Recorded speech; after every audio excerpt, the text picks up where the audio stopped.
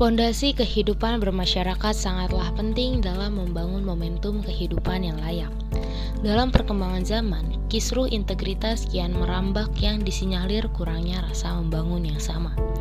Pendidikan Pancasila sebagai fundamental aktualisasi Pancasila harus mulai digaungkan, mulai dari berbagai lingkungan pendidikan, baik itu di keluarga sebagai pendidikan informal, sekolah sebagai lembaga pendidikan formal, maupun dalam masyarakat sebagai lembaga pendidikan non-formal.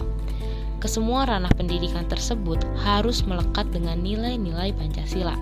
Pendidikan Pancasila mengajarkan bagaimana warga negara tidak hanya tunduk dan patuh terhadap negaranya, akan tetapi juga mengajarkan bagaimana sesungguhnya warga negara harus toleran serta mandiri. Pendidikan ini mendorong setiap generasi baru memiliki ilmu pengetahuan, wawasan, pengembangan keahlian, dan juga pengembangan karakter. Pengembangan komunikasi dengan lingkungan cakupan lebih luas juga tercakup dalam pendidikan Pancasila.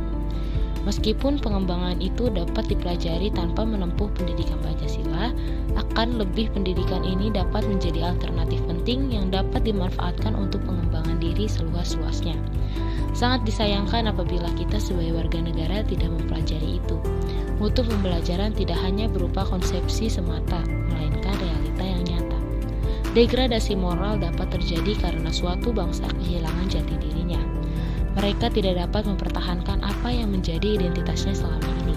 Mereka terlalu terlena dan kurang dapat menyaring budaya yang masuk ke Indonesia. Padahal, sebenarnya bangsa ini memiliki Pancasila. Pancasila merupakan karakteristik yang kini mulai luntur kesadaran untuk menghayatinya. Mulai dari sila pertama hingga kelima, semuanya mencakup berbagai lini kehidupan yang dijalani manusia. Oleh karena itu, sudah seharusnya kita perlu meneguhkan kembali jati diri bangsa ini, yaitu Pancasila. Pada masa reformasi sekarang ini, pendidikan Pancasila tampaknya perlu dilakukan revitalisasi dan reorientasi, baik menyangkut tujuan, misi, kompetensi yang diharapkan, materi, pendekatan, dan strategi pembelajarannya. Dengan revitalisasi dan reorientasi ini, diharapkan pendidikan Pancasila tidak terjebak lagi menjadi program indoktrinasi politik penguasa.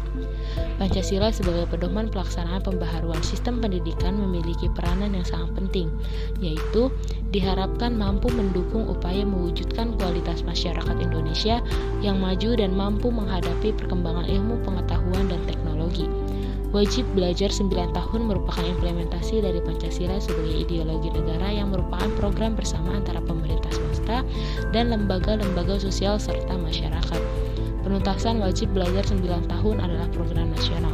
Oleh karena itu, untuk membangun integritas itu perlu kerjasama yang menyeluruh antara pemerintah, swasta, dan lembaga-lembaga sosial serta masyarakat. Karena langkah ini sangat baik untuk meningkatkan kesadaran dan tanggung jawab kita sebagai terhadap masa depan generasi penerus bangsa yang berkualitas serta upaya mencerdaskan kehidupan bangsa. Setelah 75 tahun merdeka dan 112 tahun kebangkitan nasional saat ini, kita masih menghadapi berbagai tantangan yang berkaitan dengan upaya implementasi nilai-nilai dasar Pancasila dan nasionalisme pada bangsa Indonesia. Secara historis, pendidikan memegang peranan yang sangat penting dalam menumbuhkan kesadaran kebangsaan atau nasionalisme pada bangsa Indonesia. Pendidikan pada saat ini juga masih tetap diharapkan memainkan peran strategis dalam membinakan dan meningkatkan nilai-nilai Pancasila dan nilai-nilai nasionalisme kepada generasi muda.